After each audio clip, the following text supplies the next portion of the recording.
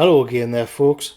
So, the death of Jeffrey Epstein raises the question again about what the nature of this sort of internationalist cabal actually is. And it's sort of got me back to thinking about something which kind of had me stumped and that I racked my brains around quite a lot when last year, when I was doing small live streams and stuff. And it's is it should we understand this sort of struggle and what's going on in the modern world in purely Machiavellian terms, where it is just about power and one group gaining power over the other, in this sort of Game of Thrones kind of scenario, at least the early seasons, where there is no objective morality, there is just gaining power and bumping off your enemies and then imposing your will on the wider world? Or is it that there is that we are engaged in a sort of life and death struggle, and that there is absolute good and an absolute evil, and that the grey area is where the two meet? And so that will be more like Lord of the Rings, and you can see where the battle is over the corruption. Frodo has to sort of resist the corruption of the ring.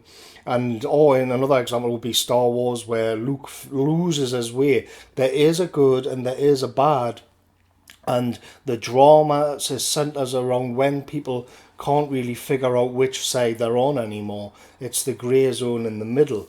Whereas sort of the Game of Thrones look at the world where it's all in the grey zone. There is no sort of good or evil to either side of it. The whole world exists within that grey zone of sort of corruption, and you get a kind of Machiavellian power struggle.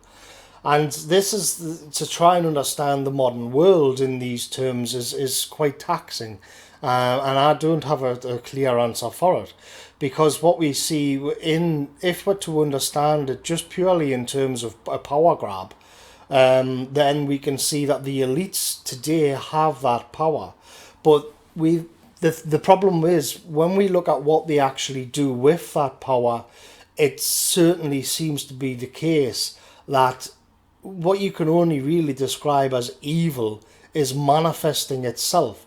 And so the power or the ideology is just a way for their true nature to manifest itself, which is evil. Everything that we see happening in the Western world today is that just a power play and an ideology and political, or is it evil?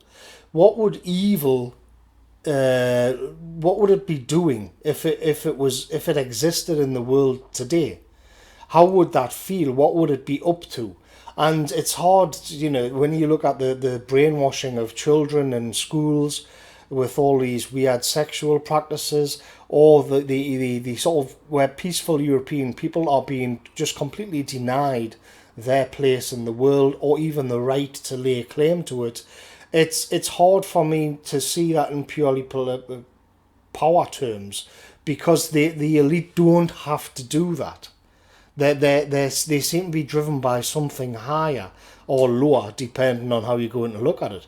And it reminds me of Jury Lena's book Under the Sign of the Scorpion, which was a sort of esoteric take on the Russian Revolution. I know.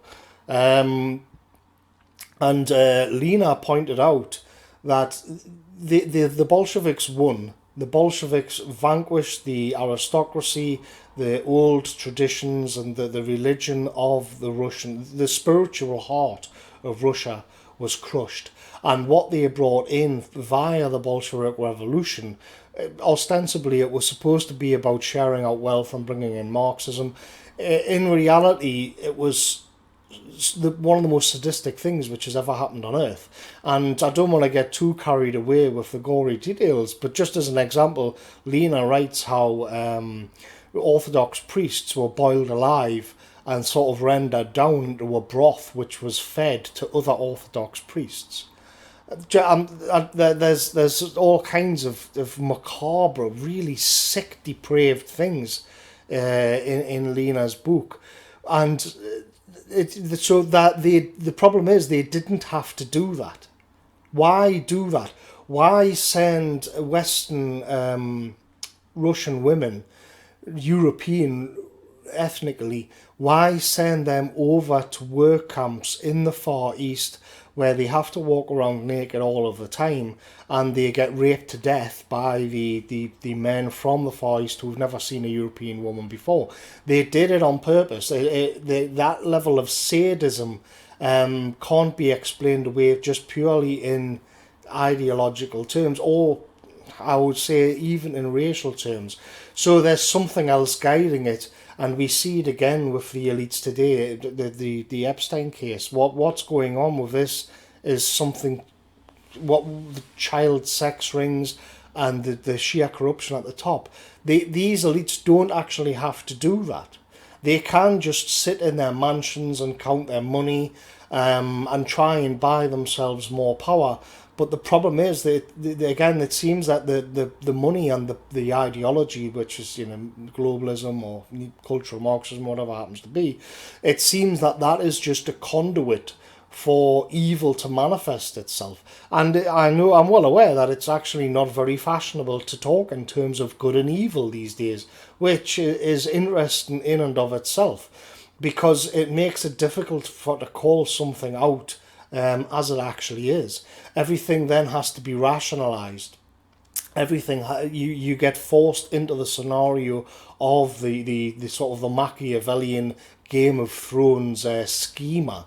If you looked at it into absolutist terms, things become quite simplified, and then you realize that you are sort of in a struggle against something which is evil, and that would be sort of like the Lord of the Rings take on it.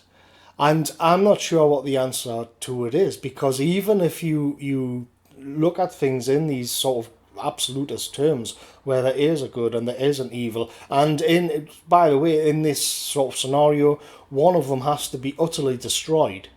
There's no kind of it's a fight to the death. There's no halfway measures here. Whereas when you're in the sort of power struggle, it just goes on and on and on and on, and you can't ever really bring it to a satisfactory close. And once again, the elites are playing for permanent control, where it will be this sort of new age of darkness across the world, and it isn't rational for them to do this. They don't have to do it. Why do that? If I don't really see the purpose of it beyond, like, there's something beyond just power. Why would anybody want to turn the world into this degenerate sort of gloop? That there's something more there than what we can just purely rationalize, in the same way that the Bolsheviks who massacred the traditional Russian society, it wasn't just about ideology or materialism. It was that they were actually crushing the spirit of the Russian people. And if we begin to look at what the elite are doing in these terms, it's quite scary, actually. It's quite a bit of a wake-up call. But I mean, somebody like Michael Jones would call it anti-logos and logos, or a nationalist would call it nature versus the unnatural. That it's unnatural what the elites are sort of forcing on the Western world. You'll notice that these two things are actually very similar. That they are talking about similar things, whether it's in religious terms or whether you're trying to go along with the grain of nature. You are talking about this binary, and not this sort of Machiavellian chess game of outwitting and outmaneuvering your opponents. And so I think and I don't know which one is the world that we're living in. Perhaps it's a mixture of them both. But the more I see, the more we get this information coming out from the elites, there is an irrational evil lurking around in these elitist globalist circles. So that's something to take into consideration as we go forward. And never forget that whether you're religious or not, whether you view this in spiritual terms or just trying to bring back some sort of natural order, you are on the side of good and truth and beauty. So thanks for listening, folks, and I'll catch you later.